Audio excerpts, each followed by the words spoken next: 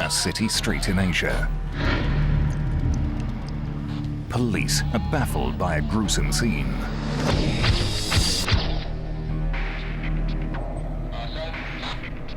A dead body lies on the back of a truck. A massive exit wound reveals muscles torn to shreds. Stunned bystanders cannot believe what they are seeing.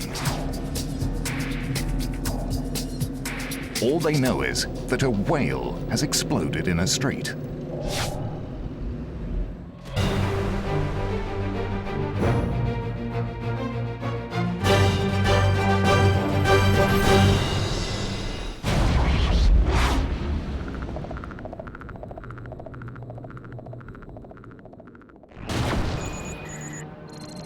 Taiwan, an island 320 kilometers east of China.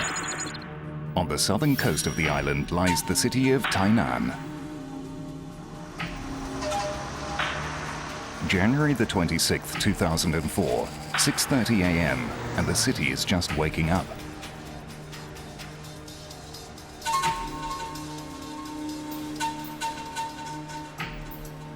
On Shimen Row, a supermarket prepares for another busy day.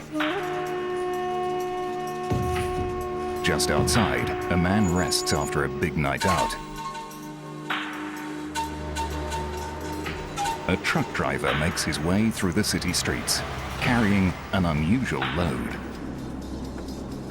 A dead sperm whale weighing over 50 tons, which was washed up on the coast 48 hours ago. This massive cargo is being taken to the city's university for scientific analysis. But the journey is cut short by an unimaginable event.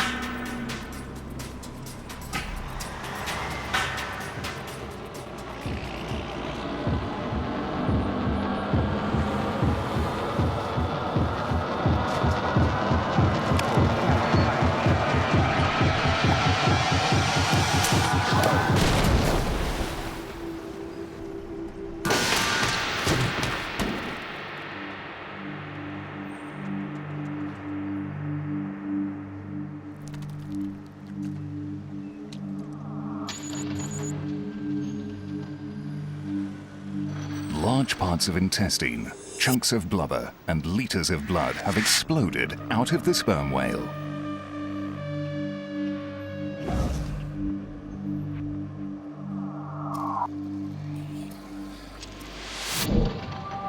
One of the first to see the carnage is marine biologist Professor Wang Zhangping. Revisiting the scene 4 years later, he remembers all the gory details. I get off the car and go to the truck. And I find the sperm whale broken, some intestine hanging in the body, and blood flowing in the ground. Every whale have blood.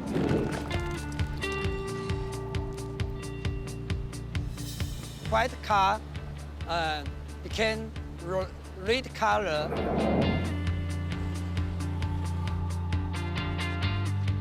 We find 3 parts intestine on the ground. People on the street look on in disbelief. Well, it's floating. Blood. It was spreading those organs like a disaster or a big murders happening here. Yeah.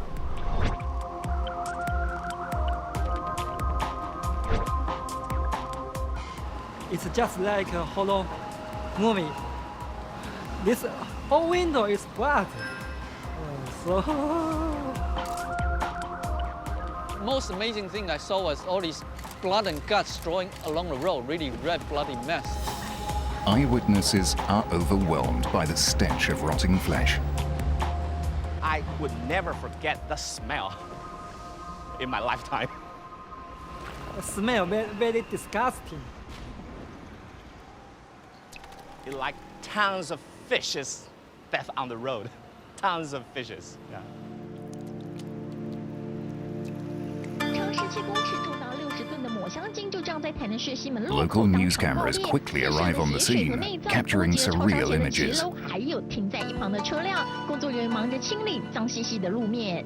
Journalist Jason Pan realizes the incident is big news and breaks the story around the world on the internet. To me, still, this is the biggest story I was ever involved in. Bigger than the soccer championship, baseball championship, or visit of some big president in Taiwan. I knew it was very interesting news because I never seen a whale on land. Usually, it's near beach, and the fact it exploded, it was something really interesting. I think it was kind of funny, also in a macabre way. The scale of the carnage leaves some people to fear the worst. People saying, "Oh, whale exploded. What is this? Like a terrorist bomb? Like whale exploding? Is Taiwan developing some kind of biological bomb, weapon of whale mass destruction?" There have been a lot of website discussion how U.S. State Department should check out Taiwan. They're developing some kind of biological bomb about it. While talk of conspiracy spreads on the web, Professor Wang concentrates on gathering the whale's remains. He is still determined to carry out a necropsy, or animal autopsy, and preserve the skeleton for his museum. His dedication impresses Professor Liang Changshu, director of Taiwan's National Whale Stranding Network. I was very proud of the response of Professor Wang, because for most people they think, oh, stinging, oh, terrible, messy, ugly, or yuck. But Professor Wang also tell everybody, oh, help me, try to collect all the intestine back. That's my treasure.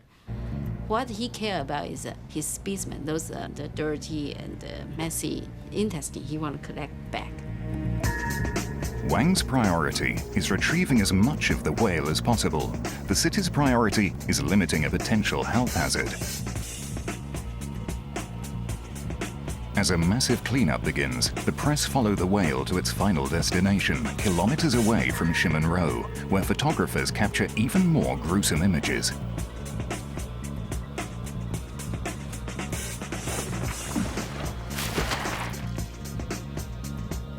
A makeshift canopy is erected over the whale since no building on the site is big enough to house a creature of this size. Just hours after the explosion, a team of scientists and volunteers begin their daunting challenge. We use 60 people and 10 days to dissect the sperm whale. The scale of their task is immense. Tons of blubber are peeled away, revealing layers of tough muscle. Massive organs, like the heart, are removed for laboratory analysis. Giant intestines are laid out near to the whale's body. Curious onlookers flock to see this gory and unforgettable scene. This sperm whale became very, very famous. The sperm whale skeleton is now a popular tourist attraction, and the explosion is now part of Taiwanese folklore. Yet the chain of events behind this extraordinary incident remained a mystery. Until now. A team of international experts have been put together to find an explanation. They're looking for a clue in this video archive, some of which has never been seen outside of Taiwan. All are searching for a piece of evidence lurking in the background, which could be the key to unlocking the possible trigger behind the exploding whale.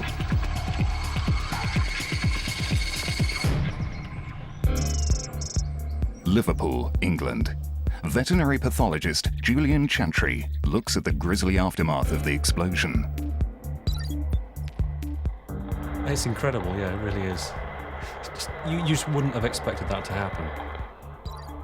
Chantry is certain that the force and sheer energy behind the explosion are due to internal decomposition. Decomposition is when the body is starting to break down. So there's no longer any blood supply, and organs and tissues are starting to just break apart, to degenerate. As the body starts to decay, bacteria present in the gut escape and spread into the abdomen. These bacteria release toxins and accelerate the breakdown of the body's proteins, which generate gases.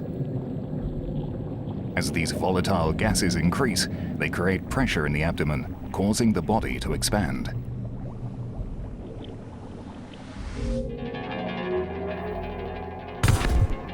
To demonstrate the effects of decomposition, Chantry carries out a necropsy on a farm pig that has died of natural causes.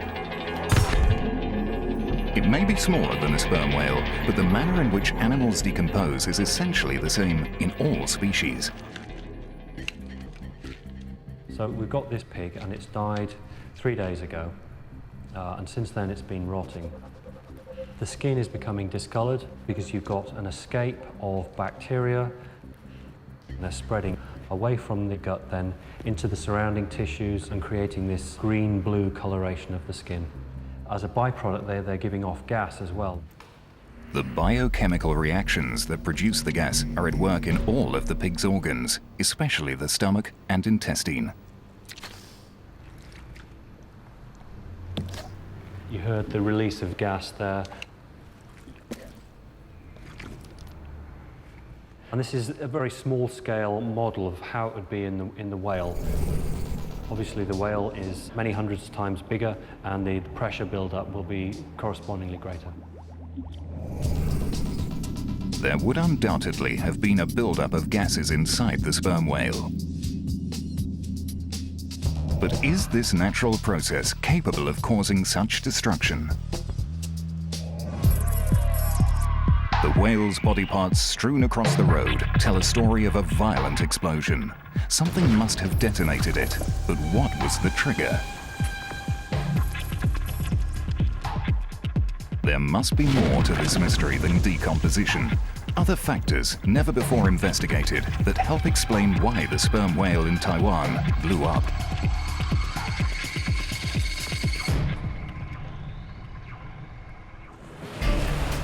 Bruce Mate has studied marine mammals for 35 years and has witnessed firsthand the explosive energy that dead sperm whales can contain.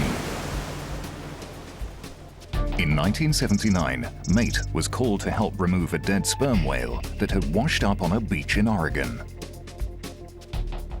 This is the scene of relieving pressure from an animal that's just died a few hours earlier but had been on the beach for several days alive. And just immediately after dying, I sent people out to cut the animals open so we didn't have exploding whales. And here they're taking their first slices with flensing knives, and immediately after that they turn to run because this is not the first animal they've done. And you can see the stretch marks here by the cuts. This wound is tearing this initial cut, but there's such strength in the animal's layers that it yet hasn't gone through into the peritoneal cavity. The muscles are tearing, and then finally it gets into the peritoneum where the pressure is, and kaboom, out comes all the guts and feathers, so to speak. You can see the blood mass ahead of everything else, the liquids, and then the solids behind that of the intestines and the organs. The sperm whale in Oregon was less than half the size of the giant sperm whale that blew up in Taiwan. Parts of blubber were found streets away, suggesting a ferocious amount of pent-up energy. To estimate the amount of force required to blow up such a huge whale, British explosives expert Terry Thompson reviews the footage of the bloody aftermath. This incredible event involved a rupturing of the sperm whale's abdomen, which caused material from the sperm whale to be projected quite a large distance. That car is about 30 meters from the sperm whale. So for that to have been projected 30 meters indicates to me just how volatile an event this was.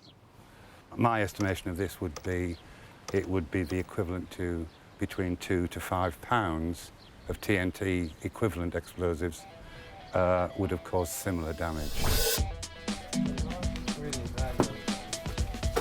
To test his theory, Thompson is using almost 2 kilograms of dynamite to simulate the blast. We're going to detonate in the middle of a huge mound of peat. It will produce a tamping effect on the explosive. The peat bags are approximately the same size and weight of the body parts that were thrown across the strait in Taiwan. If the peat bags are thrown a similar distance and some remain intact, then the experiment will have been successful. 3, 2, 1, fire! Good. We can see from here there are still quite a few full bags lying about. I can see a kidney there. You know, it's quite easy to imagine that that's, you know, part of the whale's intestines. And similarly with all these other bags here. Thompson's estimation looks accurate. The heavy peat bags are thrown a similar distance to the whale's guts.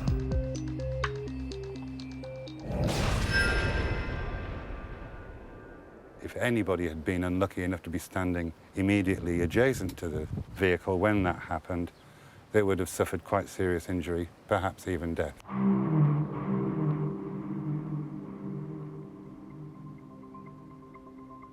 But how can a mammal contain such a huge amount of potentially lethal energy?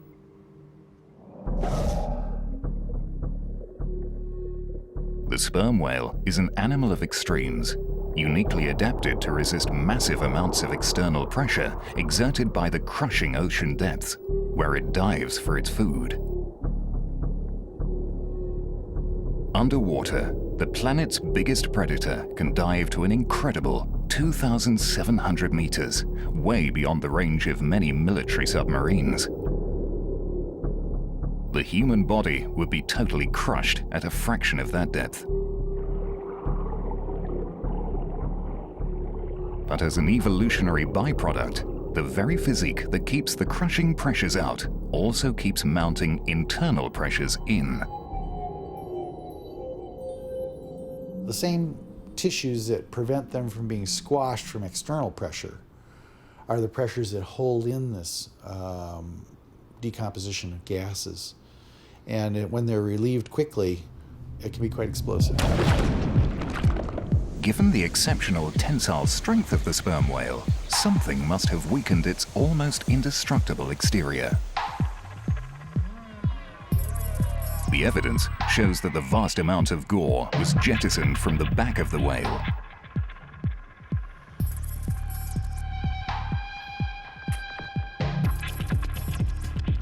But this area is not commonly seen as a vulnerable part of the sperm whale's anatomy, adding to the mystery of why this whale exploded in the street.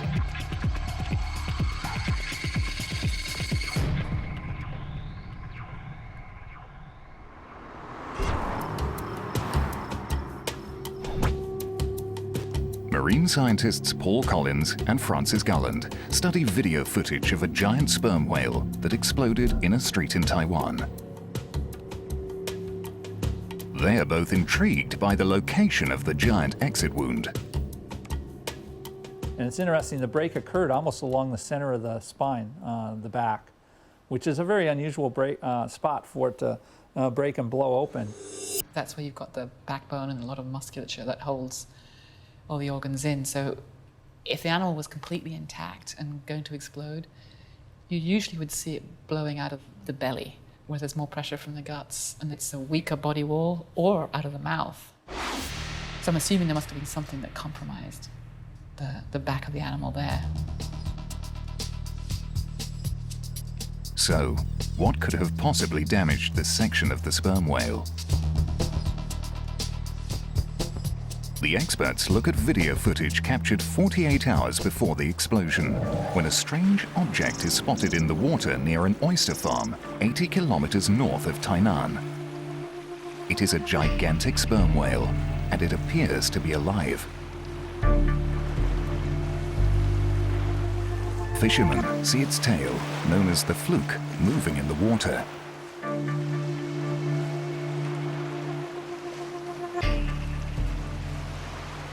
The coordinator of Taiwan Cetacean Society, she got a phone call in the early morning, and the people told her this whale, the fluke, still flapping.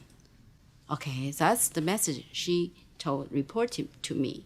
So I thought, oh, okay, and what can we do? It's so big.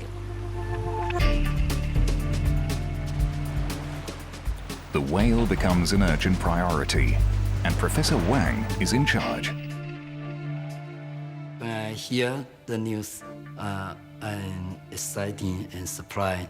A big sperm whale stranded in Taiwan. Wang heads up a whale rescue team.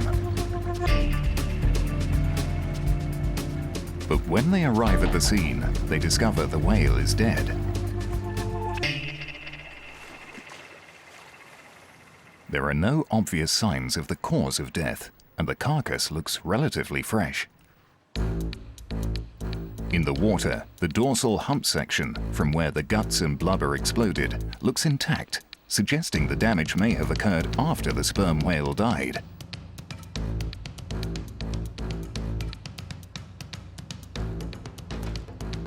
This is no longer a rescue, but a recovery mission. An unexpected and exciting opportunity to discover more about the physiology of sperm whales.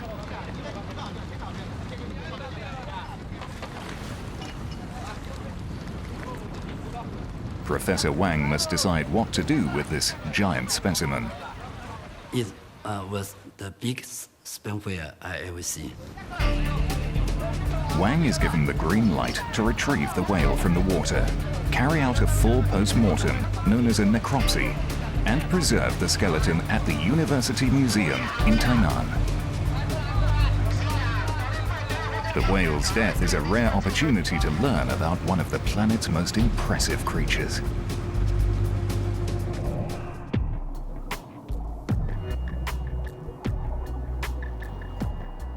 Sperm whales are probably one of the most mysterious animals on Earth.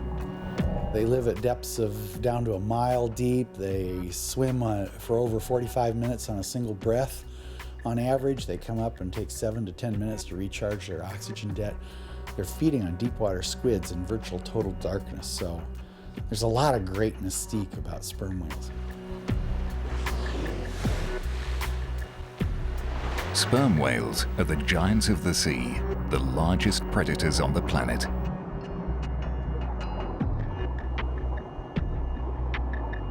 They reach lengths of over 18 meters and can weigh more than 55 tons.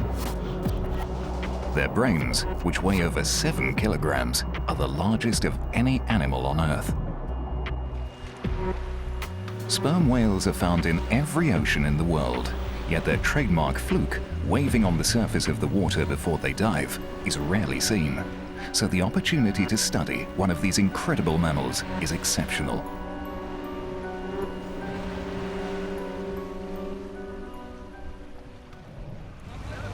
But getting this sperm whale out of the water is a logistical headache for Professor Wang and his team, requiring delicate handling and heavy lifting equipment.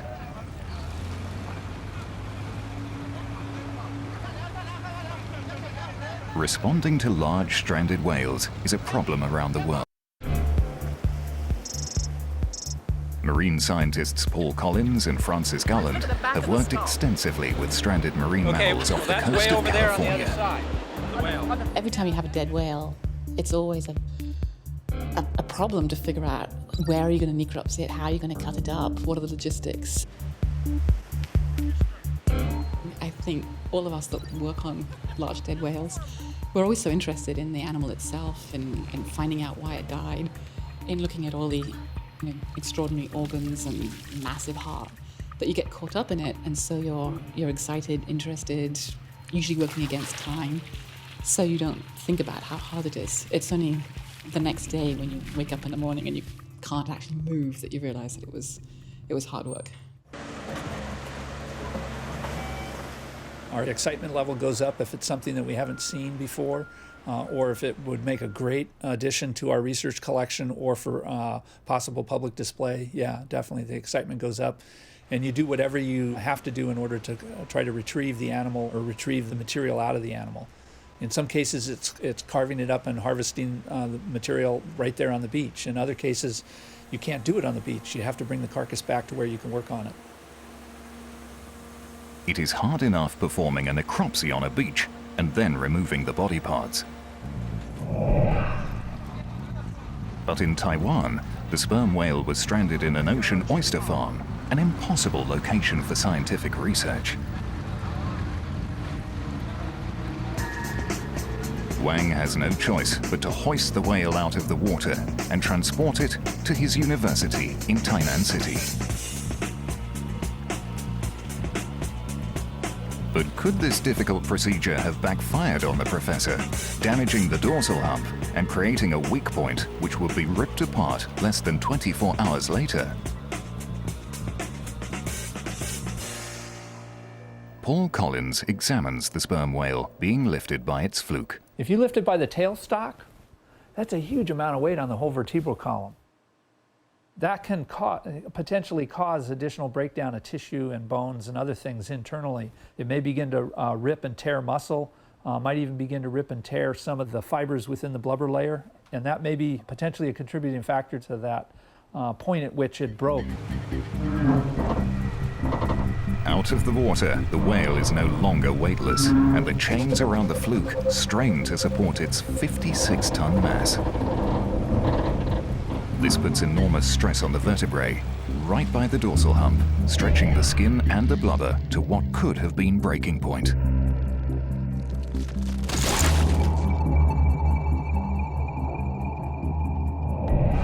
The whale is too heavy for the cranes, and eventually this lift is called off. We use 2 40-ton cranes to lift the sperm whale, but in fail because the sperm whale too heavy. So we change another 120-ton crane.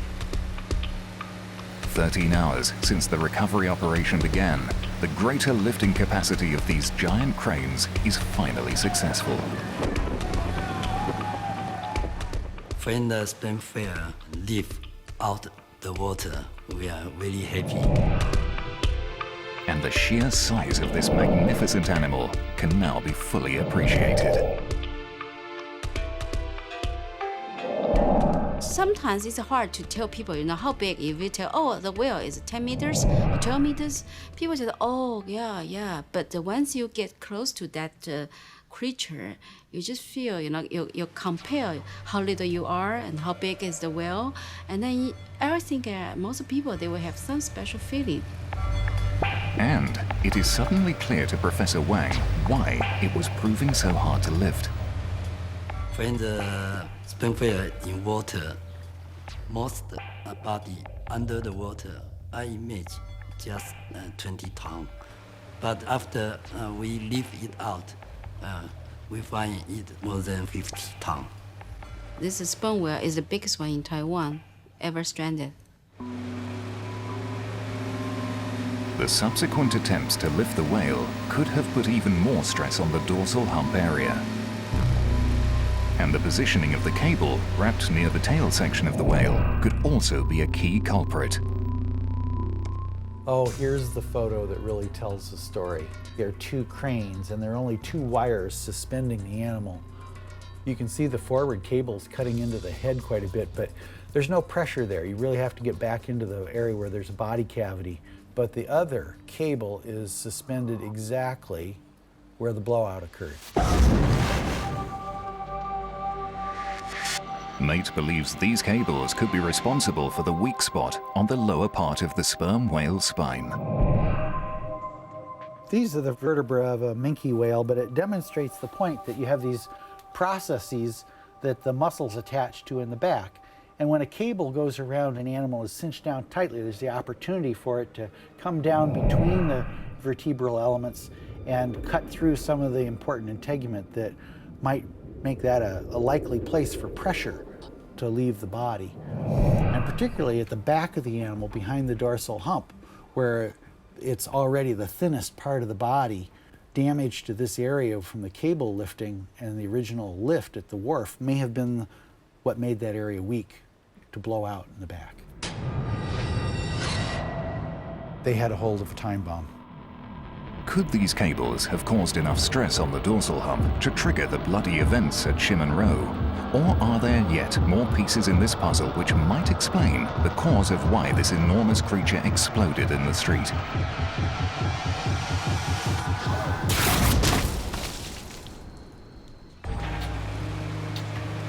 The sperm whale is being subjected to external heat, allowing the temperature inside to rise and bacteria to spread, a combination advancing tissue breakdown. Now, instead of having the water cooling the outside part of the animal, potentially keeping a little bit of the temperature down internally, it's sitting out exposed to the temperatures that are out in the air, which is going to increase that temperature on the outside and allow kind of that decomposition process to also probably increase slightly. Evidence that decomposing gases are creating a buildup of internal pressure is apparent in this photograph. As a whale decomposes, those gases build up and they're looking for a way out. And the easiest place to look at that is usually in the genital slit area. So the pressure from inside will push all the parts of the genitals out. So in a male, you get a massive extruding of the penis. In the females, the nipples start to spread out and the whole area becomes very swollen. At some point during the lift, the whale's penis became exposed, forced out of the genital slit that normally acts as a protective sheath to streamline the whale underwater. On the first lift, the genital slit remains closed. But here, hours later, after the final lift, the penis, at nearly 2 meters long, is fully exposed. You know, those are kind of red flags that you want to pay attention to when you have a large whale carcass, and to worry about if you're going to be moving it around or keeping it out of the water for an extended period of time. But few realized this was a warning sign. For the masses who turned out to see this monster from the deep, the penis became the main attraction. Very big, large, and local people were very fascinated. And some went and tried to touch it. Many men, they look at it, they say, wow, 这真厉害, 这很厉害. They say, wow, this is amazing, this is impressive. They've never seen anything like it. Because in Taiwan, Chinese mythology, you know, like dog, deer, seal penis is aphrodisiac, and they wouldn't think of eating it. They just say this is the biggest male thing they ever seen in their life. So they want to come close and touch it. A flatbed truck is hired to transport the whale to nearby Cheng Kung University in Tainan for a full necropsy. But once again, the whale's immense size proves overwhelming. When we put the sperm whale in the truck, it's too small, so the truck crash. So we change a big one, 100-ton truck. By the time a bigger truck arrives, Wang's team has to work in darkness. The difficult task of securing the whale onto the flatbed may have contributed to the buildup of pressure inside the whale. Tying an animal down firmly in order to hold it on a truck definitely puts a lot more tension and pressure on that overlying blubber layer, forcing down pressure onto the internal thoracic and abdominal cavities, which the pressure just builds in a less amount of space. It's going to get higher and higher tension underneath that, and is eventually going to blow. The cables themselves, used to strap down the whale on the flatbed, could possibly have compromised the tail section. I'm going to guess that when they ratcheted the cables down to hold the animal, that the one that was farthest to the back on the truck, or just the weight of the flukes moving around at the back of the truck, caused a break through in one of the thinnest areas to the peritoneum, the inner body cavity, and that made it a thinner escape area for pressure. Because of the late hour, the whale is held overnight outside a Coast Guard inspection station. Inside, an associate of Professor Wang, Mr. Lin, and the truck driver are resting.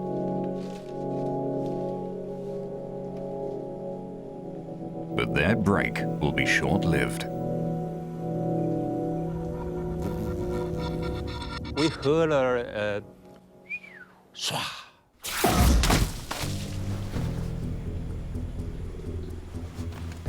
So the Coast Guard on duty and the driver and me go out to find what happened. 哇，怎么都是血呀？对，刚刚到门街了，那了。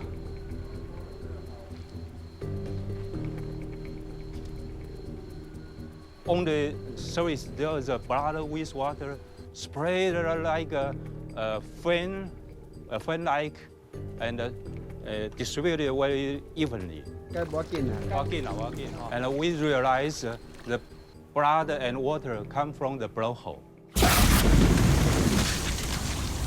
This eruption of blood from the blowhole is another piece of evidence, proof that inside the whale, decomposition is in an advanced state. The bloody water that came out of the whale's blowhole was probably due to the pressure squeezing the lungs. The lungs are a very vascular organ, lots of small blood vessels, which would be breaking down, and the blood within them would be just becoming loose. And the pressure may have led to some of this degenerating blood being blown out of the blowhole. In the whale, decomposition accelerates like a runaway train. The faster internal tissues and organs deteriorate, the faster bacteria spread, breaking down the body's proteins and generating even more gas, increasing the pressure in the abdomen and intestines. As pressure builds, all the energy searches for an escape. Just like the penis, the release of body fluid from the blowhole is a warning sign. The blood forced out of the blowhole makes Professor Wang realize his precious cargo is getting increasingly volatile and needs to be taken to his laboratory as soon as possible. I worry about moving the sperm whale, but we had to do it. Wang needs to get through the city while it is quiet and cool, but his plan is thwarted. His immense cargo cannot be accommodated at his university. Plan B entails hauling the massive animal to a conservation area on the opposite side of the city. It's now daylight and the temperature is rising. The whale is at breaking point. The pressure within has risen to an astonishing level. And at Chimon Row, Professor Wang runs out of time.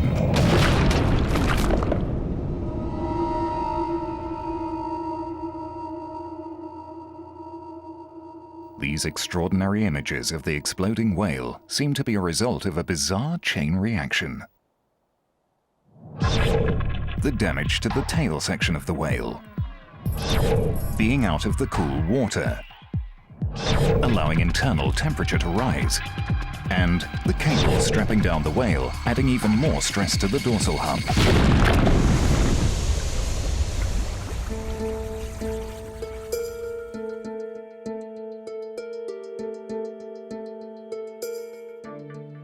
This seems to be an open and shut case, until a new scientist joins the investigation.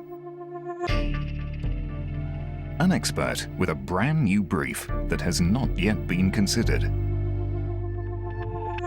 At the Santa Barbara Museum of Natural History, California, whale stranding coordinator Michelle Berman studies the exit wound and blood on the street. She thinks these images may well suggest that the explosion is due to an event at sea before the whale was first spotted. It is very suspicious to me that you have this deep, dark tissue completely adjacent to this very healthy pink tissue. It looks like it's probably a hematoma filled with blood from an injury. A hematoma, or bruising, suggests the whale received an impact injury before it was lifted out of the water. If I didn't see the clean pink muscle tissue around it, I wouldn't be so suspicious. I would just say, oh, it looks like degradation and decomposition. But given that you can see the pink tissue around it and then you have that deep, dark purple tissue just below it, it has the appearance of some kind of trauma occurring in that spot. And then also in the foreground here, you can see this area, which appears to be coagulated blood. It almost looks like little grapes inside here. Coagulated blood forms when the body tries to prevent hemorrhaging from some sort of trauma. Both bruising and coagulation only occur when blood is flowing through the body. In other words, when the animal is alive. But what could inflict such a huge trauma to the biggest predator on the planet?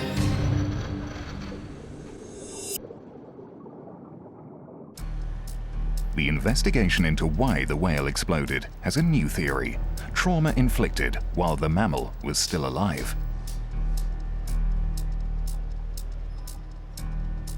In the ocean, a sperm whale as big as this has no natural predators. But they, like all marine mammals, can suffer fatal injury inflicted by commercial shipping vessels. Most of these large tanker ships now have a very large bulbous metal projection off the bow of the ship that actually rides underneath the water. If a whale's in front of the ship at the time that the ship comes through, basically it's like a large battering ram just slamming right into the side of the animal. Ventura County, California, 2007. A blue whale washes up dead.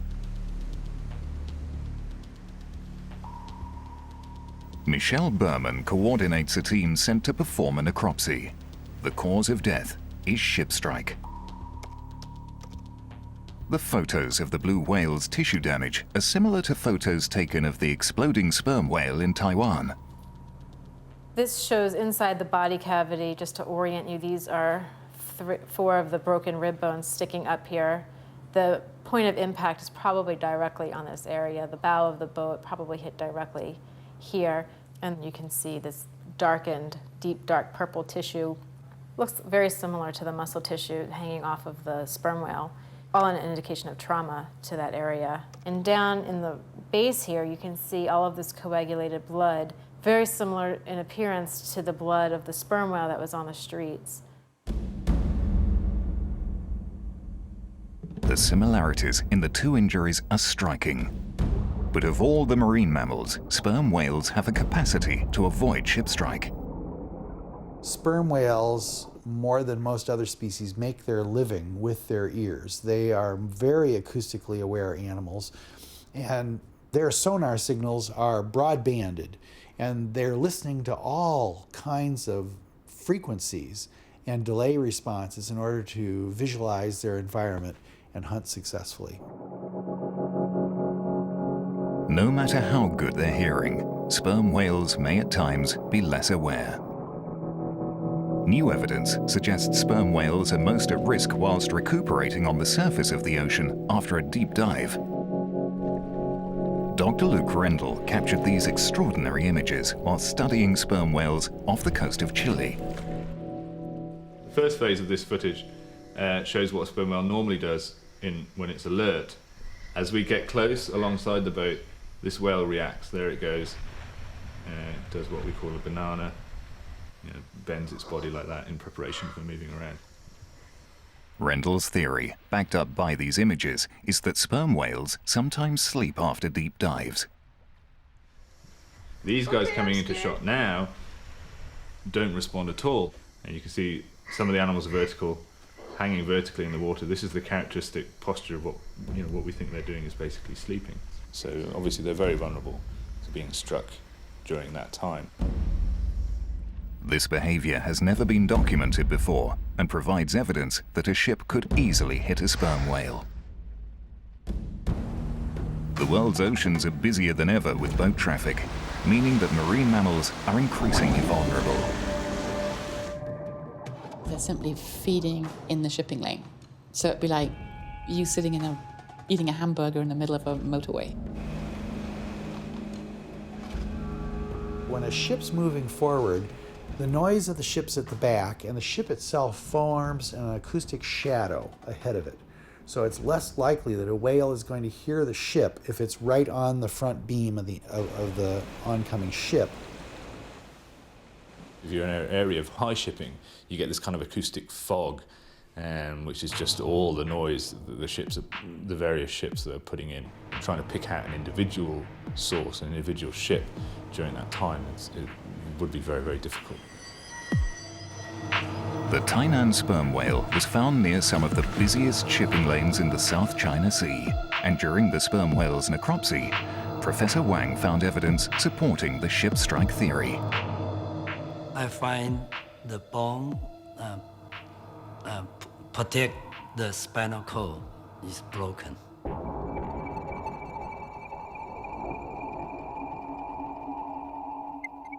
I think maybe something big crush it.